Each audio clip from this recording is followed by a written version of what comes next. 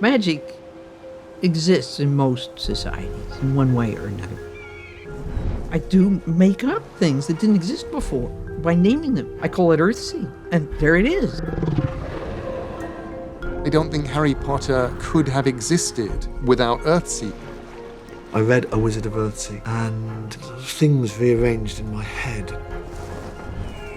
That was the original and the best. People always say, when did you decide you wanted to be a writer? And I never wanted to be a writer. I just wrote.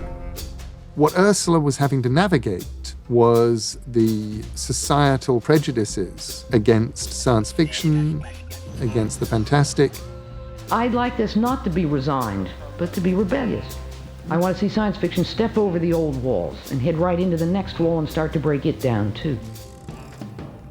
When I started writing, the sort of basic assumption about fiction was that men were at the center of it. So you have this really pretty masculine, pretty male-dominated world.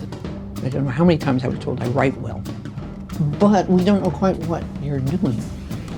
Ursula doesn't set herself up as a giver of answers, but she is one of the very finest explorers of questions. She really began to own herself as someone who has a voice and the authority that goes with that voice and the right to use it. Of course I can write novels with one hand and bring up 3 kids with the other. Yeah, sure, watch me. So what's happened most recently is the broadening of Le Guin's audience and readership. She's being recognized not just as one of our great science fiction and fantasy writers, but one of our great American writers. It's certainly a remarkable writer who can meet you when you're 10 years old and give you something wonderful to read and still be there for you when you're 45 years old and everywhere in between.